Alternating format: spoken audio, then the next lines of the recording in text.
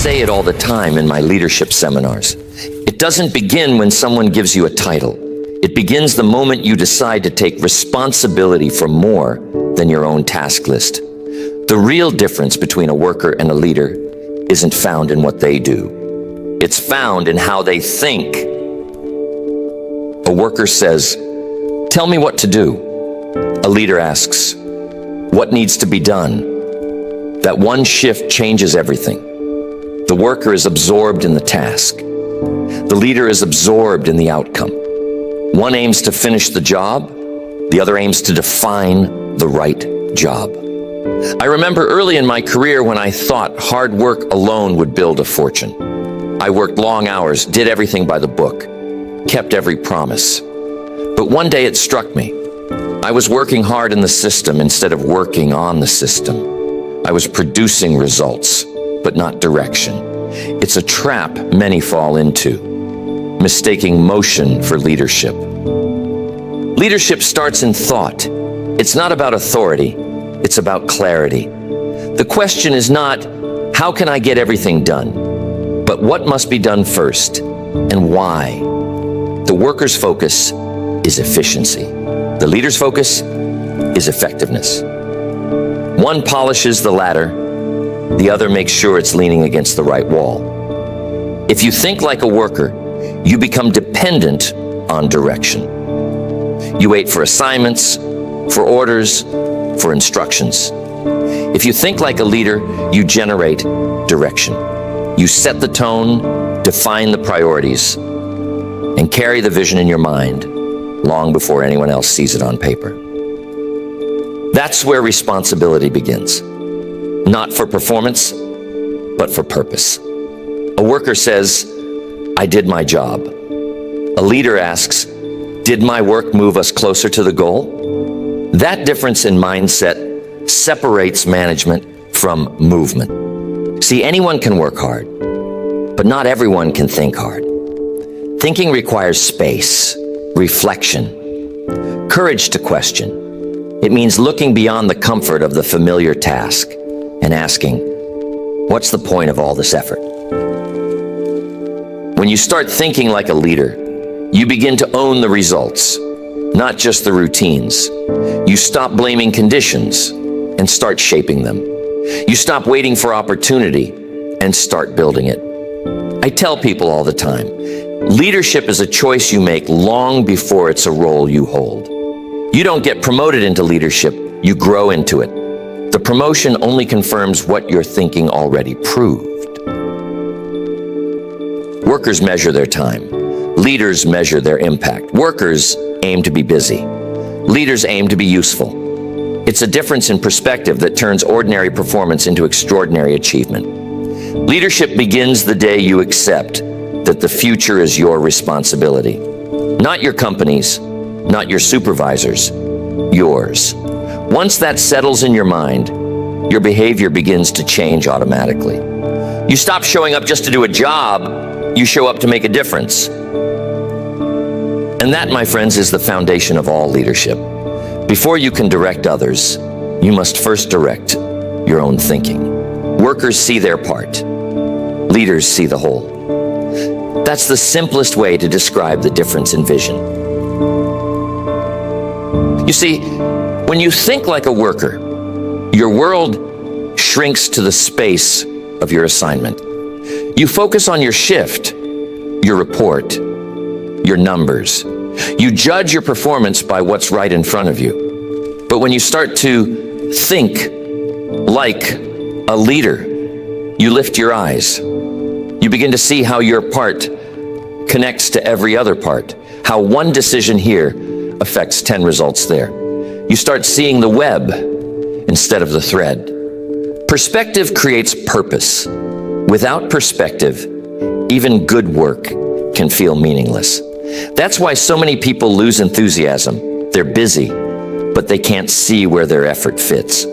It's like spending your life painting a fence without realizing it surrounds a garden. A leader understands context.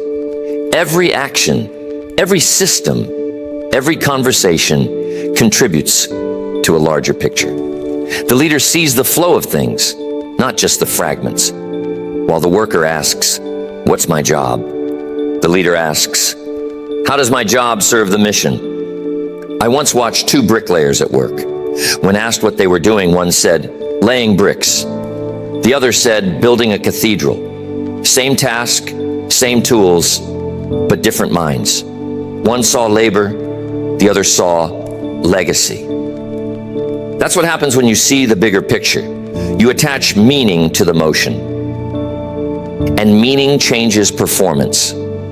When people understand why something matters, they work with more care, more consistency, more pride. Leaders bring that awareness into everything they touch. They remind others of the reason behind the routine. The worker worries about finishing the task. The leader worries about fulfilling the purpose. That's why leaders think further ahead. They ask questions like, how does this connect? What are we really trying to achieve? Who benefits from this decision 5 years from now? Most people don't look up often enough to see where they're going. They're too busy looking down at the steps. Leadership demands that you keep both views in mind, the details under your feet and the horizon in front of you. You can't guide a team if you can't see beyond the day's checklist. That's why vision is the first requirement of leadership, not eyesight. Vision. The ability to see what others don't see yet. The ability to notice patterns, connections, timing, and opportunity.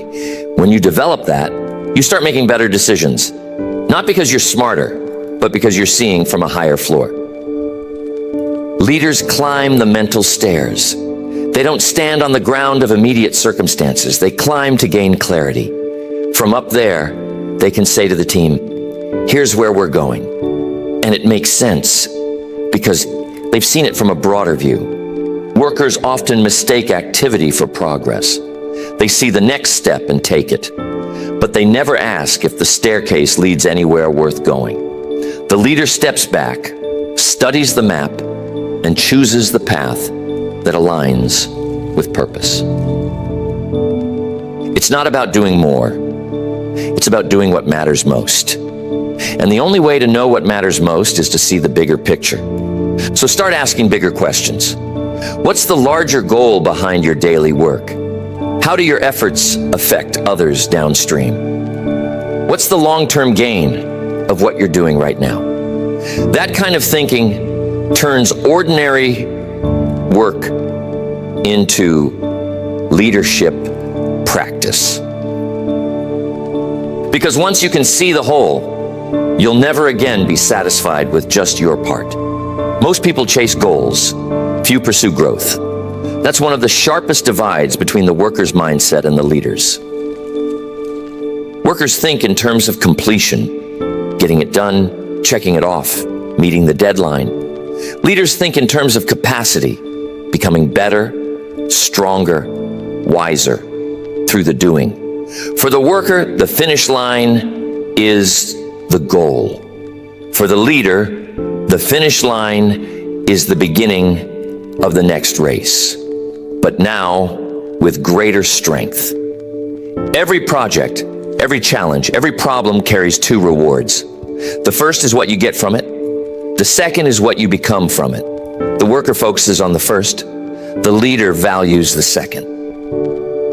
I remember a man once saying that he hit every sales target his company gave him, yet year after year he stayed stuck in the same position. He didn't realize that goals alone don't promote you. Growth does. You can meet every target and still remain the same person you were when you started. Leadership requires a different question. Not, did I complete it, but did I grow through doing it? When you think like a worker, you build a resume. When you think like a leader, you build a foundation. A resume lists what you've done. A foundation supports what you can do next. And only growth creates that foundation. Every goal should stretch you beyond comfort. That's what makes it valuable. Easy goals create effort. Hard goals create evolution. The worker asks, can I get this done? The leader asks, what will this demand of me to become? See, growth doesn't always come from success. Often it comes from struggle. The worker sees failure as a setback. The leader sees it as feedback. That's why leaders recover faster. They extract the lesson and reinvest it immediately. A worker finishes a project and looks for rest. A leader finishes a project and looks for reflection. What went right? What could improve? How can this experience strengthen the next effort? That review process builds maturity. When you build your thinking around growth, goals become checkpoints instead of endpoints. You start to measure progress not by trophies, but by transformation. You become more patient, more consistent, more strategic. It's the compound interest of leadership, steady growth that multiplies over time. And here's something worth remembering. What you achieve will always follow who you become. If you focus only on the goal, you might hit it once. If you focus on growth, you'll hit every goal that's aligned with your development. That's why leaders never say, "I've made it." They say, "I'm making progress." Because growth never ends. There's always another level of awareness, skill, discipline, or understanding to reach. Don't mistake activity for advancement. A lot of people stay busy without getting better. Leadership demands that you learn from every experience so that no effort is wasted. Every meeting teaches something. Every mistake teaches something. Every challenge shapes the next version of you. When you approach life with that attitude, you start to outgrow your circumstances. And when you outgrow your circumstances, opportunity starts looking for you. The worker chases completion, the leader chases capacity. And the greater your capacity, the greater your contribution. So keep this principle close. Success will rarely exceed the level of your personal growth. To think like a leader, commit to improving who you are faster than you improve what you do. Because once growth becomes your goal, achievement becomes automatic. Real leadership isn't handed out with a title. It's earned through example. Authority might get compliance for a day, but influence earns commitment for a lifetime. A worker depends on instruction. Tell me what to do, and I'll do it. A leader depends on inspiration. Watch what I do, and you'll want to do it too. The first moves people by command. The second moves people by conviction. That's the difference between power and presence. When people follow a title, they do only what's required. When they follow a person, they often go beyond what's required. Influence multiplies effort without needing force. It creates willing energy instead of obedient energy. I've seen managers try to push productivity through pressure, but that never lasts. People eventually resist, even if silently. But when someone leads by example, steady, disciplined, trustworthy, others begin to mirror that standard naturally. Leadership at its best is contagious. Trust is the foundation of influence. Without trust, leadership collapses. You can't fake consistency. You can't pretend reliability. Over time, people always spot the difference between a performer and a person of principle. And once trust is gone, authority has to scream just to be heard. Workers depend on oversight. Leaders depend on self-governance. A leader's word means something because their actions prove it. They keep promises, meet deadlines, honor standards, especially when no one is watching. That quiet integrity builds invisible authority. You see, a true leader doesn't need to announce leadership. It shows in how they carry themselves, how they treat people, how they respond under stress. People can sense steadiness. They can feel discipline. They can recognize a life built on order instead of impulse. That's influence.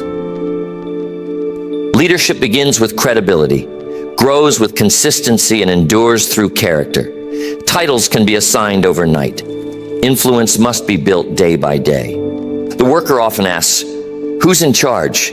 The leader asks, how can I help move this forward? When that mindset takes hold, people naturally start looking to that person for guidance, even without official authority. Influence begins to flow toward those who act responsibly and think clearly. Influence also comes from service. The more value you bring, the more weight your words carry. The one who adds the most value to others gains the most respect. Leadership is not about controlling people. It's about contributing to them. And don't overlook this. People don't remember every instruction you give, but they remember how they felt working with you. Influence is emotional trust built through rational consistency. Be firm but fair. Be strong but kind. It's not about being perfect. It's about being predictable in your principles. When you lead through character, you don't have to convince people. They volunteer their followership. They see in your life what they want in theirs. Influence isn't about charisma. It's about credibility. Charisma might open the door, but character keeps you in the room. So think beyond authority. Stop asking for control and start earning confidence. Because when people trust you, they'll go the extra mile with you. And that's where real progress begins. Workers think in tasks. Leaders think in systems. That single difference determines whether success becomes an event or a habit. A task mindset says, let's get it done. A systems mindset asks, how can we make sure it gets done every time? The worker relies on effort. The leader relies on structure. Effort is personal. Systems are transferable. When you build a system, you create consistency that outlives you. I once told a young man, don't just fix the problem, fix the process that caused it. Because if you only fix the problem, you'll meet it again next week. If you fix the process, you prevent it from returning. That's how leaders multiply results without multiplying stress. You see, systems make success repeatable. They capture discipline in design. They remove randomness from performance. While a worker focuses on doing their best, a leader focuses on designing conditions that bring out everyone's best. The farmer doesn't go out each morning hoping the soil will cooperate. He builds a system, plowing, planting, watering, harvesting, so that good results become predictable. Leadership works the same way. Build patterns that make excellence automatic. The worker often works harder because the system doesn't support them. The leader works smarter by shaping the system to support everyone. That's why good leaders spend more time planning and refining than reacting and repairing. Effort alone creates short-term results. Systems create sustainable ones. Every hour spent building a process saves 10 hours of correction later. The leader knows that structure is not limitation, it's liberation. It frees the mind from chaos so energy can flow toward progress. When you think in systems, you start to notice cause and effect everywhere. You ask, what led to this? What triggers that? How can this flow be improved? That curiosity transforms operations into mastery. Leaders aren't content to solve the same problems twice. They build mechanisms that make solutions permanent. Workers look for efficiency in tasks. Leaders look for efficiency in design. And here's a key insight. A system doesn't have to be complicated to be powerful. A checklist, a daily rhythm, a communication routine, all are systems when applied with consistency. Simplicity is strength when it eliminates waste and uncertainty. If you want to grow your influence, start building small systems around your own habits. Don't rely on motivation. Design reliability. Set your schedule. Structure your priorities. Automate what can be repeated so your mind stays free for strategy. I'm telling you, that's what separates leadership from labor. Workers depend on willpower. Leaders depend on order.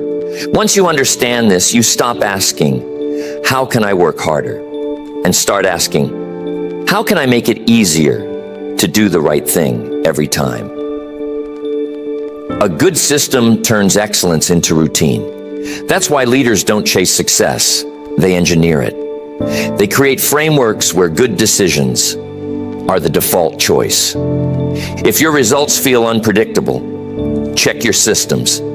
They always reveal the truth. You can't expect consistent results from inconsistent structure.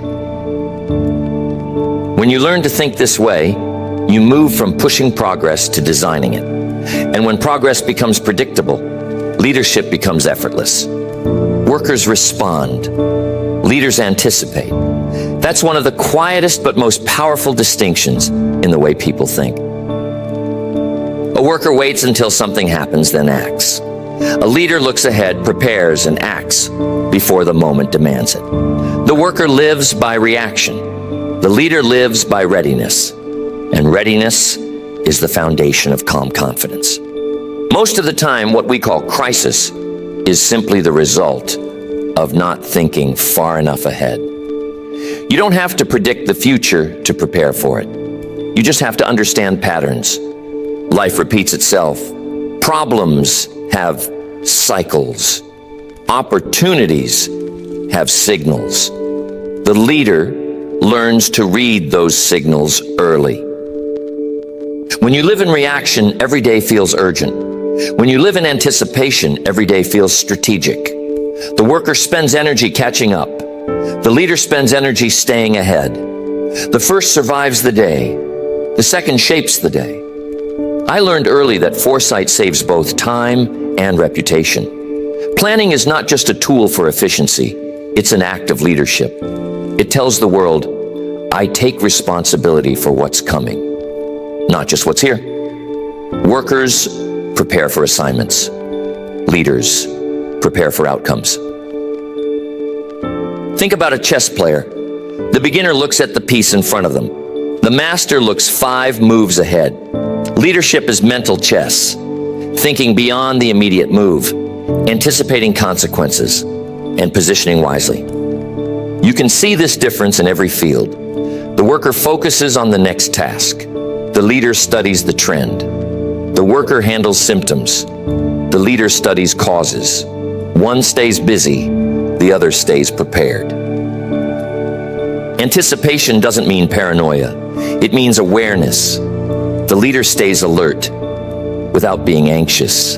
They train the mind to look for clues, shifts in momentum, changes in tone, new opportunities emerging.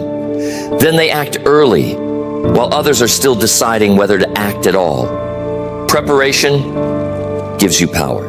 It gives you the ability to respond with purpose instead of panic. The worker says, I didn't see that coming. The leader says, I planned for that possibility. That's why some people seem lucky.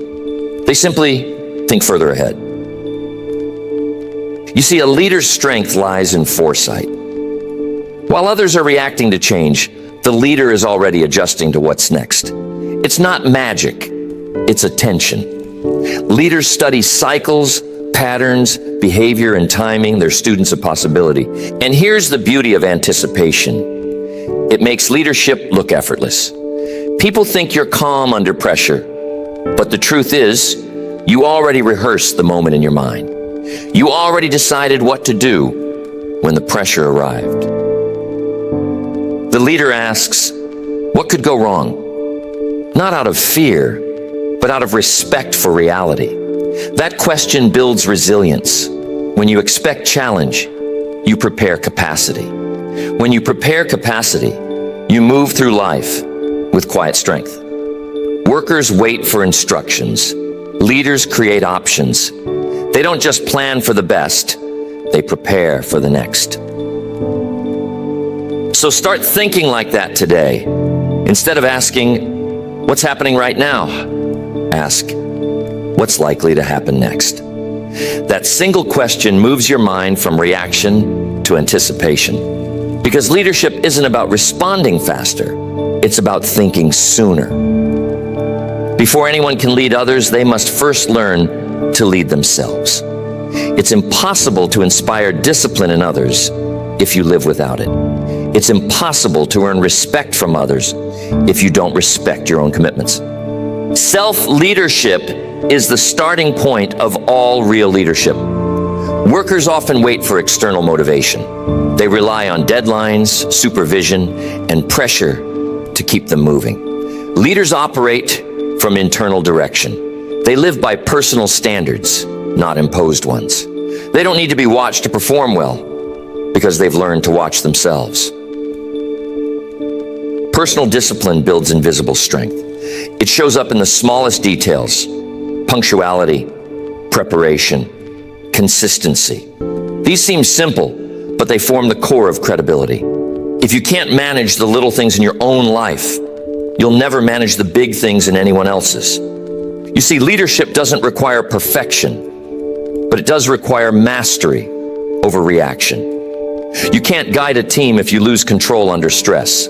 Calm is a leader's currency.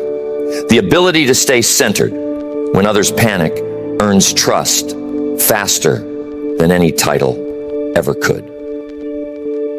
I've met many people who want to lead, but few who want to prepare themselves for leadership. They want the influence, but not the inner order. But influence without order creates confusion, not confidence. Leading yourself first means mastering habits before managing people.